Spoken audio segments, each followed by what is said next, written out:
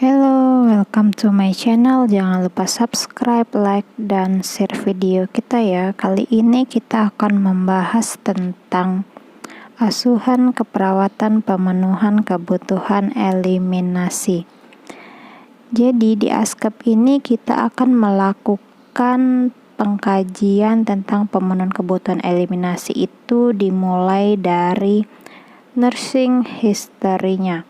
Jadi pola defekasi, perilaku defekasi itu kita kaji, fesesnya juga, terus diet apa yang dijalani oleh pasien dan juga cairannya.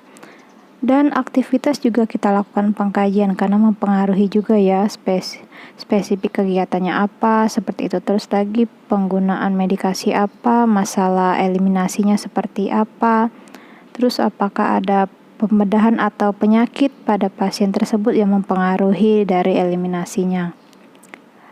Dan kita juga lakukan pengkajian physical examination. Di sini kita akan melakukan pengkajian pada abdomennya mulai dari distensi, simetris seperti itu ya.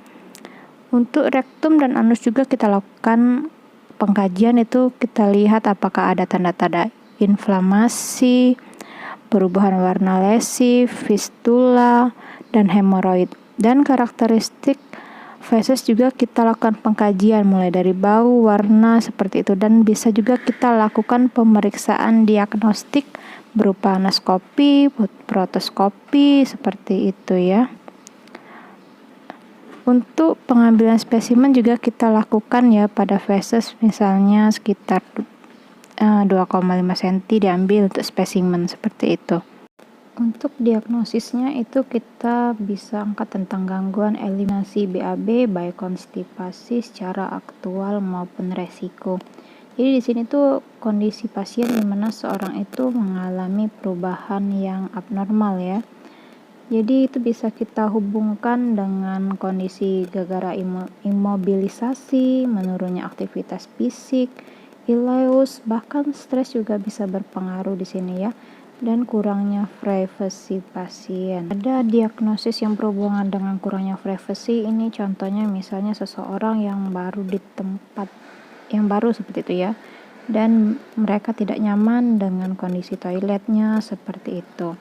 Dan untuk kemungkinannya itu biasanya ditandai dengan menurunnya bising usus, mual, dan nyeri, terus lagi adanya massa terasa pada abdomen bagian kiri bawah, dan terjadinya juga perubahan dari konsistensi feses maupun frekuensi BAB-nya. Lalu untuk kondisi klinik yang mungkin terjadi itu bisa anemia dan hipotiroidisme, dan juga bisa terjadi dialisa ginjal. Pembedahan abdomen juga bisa terjadi ya. Dan untuk imobilisasi yang lama ini bisa juga mempengaruhinya. Paralisis serta cedera spinal cord. Adapun tujuan yang kita harapkan itu pasien bisa kembali ke pola normalnya ya, misalnya BAB-nya 1 kali sehari seperti itu. Dan juga terjadi perubahan pola hidup untuk menurunkan faktor terjadinya konstipasi kembali. Jadi kita bisa atur pola hidupnya misalnya dengan minum pagi-pagi seperti itu ya. Dan intervensi ini kita bisa lihat dengan mengkaji warna, konsistensi, jumlah, dan waktu BAB-nya ya. Terus juga kita bisa kaji untuk pergerakan usus karena untuk mendeteksi dini penyebab konstipasinya.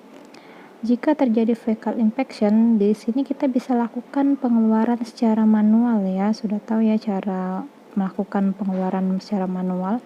Terus atau kita bisa lakukan dengan gliserin klisma ya, seperti itu untuk membantu mengeluarkan fesenya. Kita juga melakukan kolaborasi dengan dokter dan laksatif, enema maupun pengobatannya.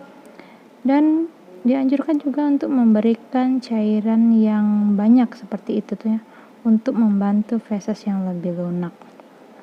Berikan juga diet yang tinggi serat untuk menurunkan konstipasinya dan hindari makanan yang mengandung gas.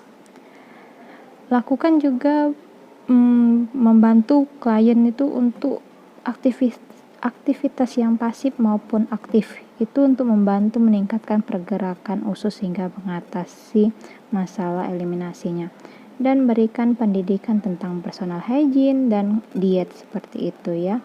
Mungkin sampai di sini materi kita kali ini, sampai jumpa di video-video berikutnya, dan jangan lupa untuk selalu tonton video kita, jangan lupa untuk share juga video kita ya. Oke, terima kasih.